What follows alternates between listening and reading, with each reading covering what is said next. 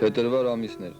Միրիկուն Ստեփանակերտում շտաբի ճաշարանում նստած տղերքը զրուցում էին։ Նրանցից մեկն ասաց, որ այս կռիվը հավատի կռիվ է։ Ավետը, լենինականցի ավետը, որ դեռևս 88-ին ընտանիքով գնացել էր եւ Ստեփանակերտում էր ապրում, ասաց, սա հողի հայրենիքի կռիվ է։ Հովսեփը նախկինում հաբի այս զինվորը ավելացրեց, բոլորս հայ ենք, սա հայի կռիվ է։ Գագոն թե տղերք, ոչ մի բան մի ասեք, մի վիճեք, կռվում ենք կռվելու համար։ Ու այսպես տղերքը ճշտում էին, թե ինչի համար են կռվում։ Զինվորները, որ պիտի հրաման կատարեին նստած, պարզում էին, թե իրենք հանուն ինչի են կռվում։ Այդ օրը խրամորթում խփվել էր ուզբեկը։ Հայրենասիրական ջոկատի հրայրը ասաց, եթե Ղարաբաղը տանք, վերջ, ազգը հոգեպես կջարդվի։ Ղարաբաղը ցույց կտա, թե ինչի է ընդունակ հայը։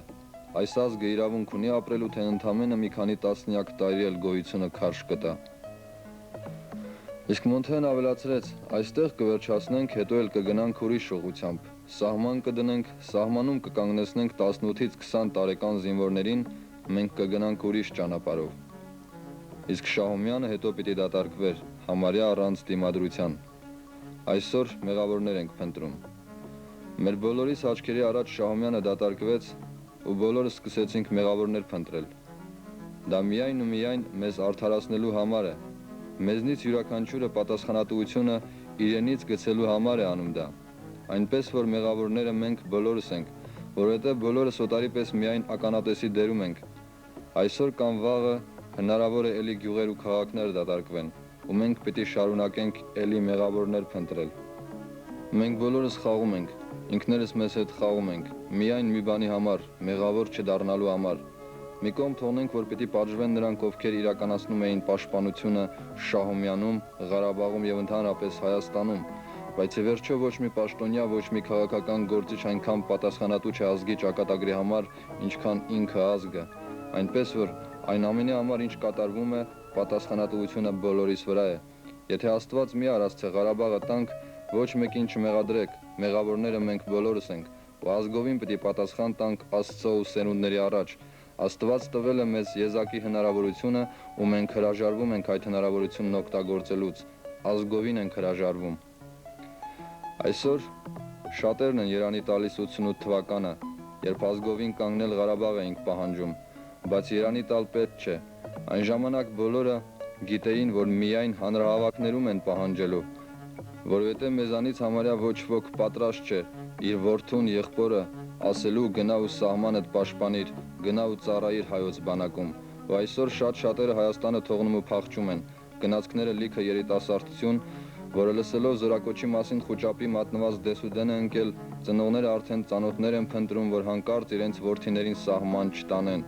Շահումյանում զոհված տղերքին 4 տարի խրամատներում գիշեր ու ցերեկ հերթապահության կանգնած թշնամու հարձակումները յետ մղող տղերքին ինչ պատասխան պիտի տանք, չգիտեմ։ Թեթև իսկ հարվածներից ընկճվում ու խառնվում ենք, խուճապի մեջ ընկնելով նոր սխալներ ենք անում։ Այսօր ամեն ինչ թողած, ամեն մի վեհ գաղափար թողած, ինչքան էլ ծանր ու դժվար լինի, ժողովրդին պիտի համոզենք, որ քո սահմանը դու պիտի պաշտպանես, քո բանակի զինվորը դու պիտի տաս, պետք է պատրաստվենք, վաղվա օրը կարող է ծանր լինել ու կարող է չդիմանանք թեթև իսկ հարվածի, բայց թողնենք այս հուսահատ խոհերը ու հիշենք կռվողներին, հիշենք ու հպարտանանք, ազգը նրանցով է ազգ։ Հադրութի Էդելլու գյուղում 16 տարեկան Լեռնիկը խրամատում թշնամու հարձակումն է յետ մղում։ Դպրոցը դեռ չավարտած Լեռնիկը խրամատում կանգնած տեսավ դիմացը հայտնված օմոնականին, նայեց ու առանց վարանելու կրակեց։ Սեղմեցի ձգանը ու տեսա օմոնականը ընկավ, այսպես հետո ընկերներին կարմրելով պատմում էր։ Այսօր Լեռնիկը այդ օմոնականի ավտոմատով իր գյուղն է պաշտպանում, ու նրա մտքով երբեք չի անցնում, որ վաղը ինքը իր ընկերները կարող են թողնեն դիրքերը ու գան հասնեն Երևան, հանրապետության հրապարակ, որ այստեղից գնան Ռուսաստանները։ Զինվորները մարտից առաջ միայն մեկ կարգախոս ունեն՝ խփվողը դավաճանը, ու խփվում էին տղերքը, հերթով, ամեն օր, ամեն մարտից առաջ ասում են խփվողը դավաճանը ու խփվում են։ Տիգրանը Շահումյանում, Արջուկը Ղարադաղլույում, Երվանդը Շուշիում, Լեոնիդը Մարտակերտում, ու այսպես ամեն օր այդ հողը հայ զինվորի արյունով է ներկվում։ Ու այդ զինվորը գիտի, որ վաղը իր ընկերը, իր զավակը կփոխարինի իրեն, Հայոց բանակի զինվորը դարձած կկանգնի ու Հայաստան երկրի սահմանները կպաշտպանի։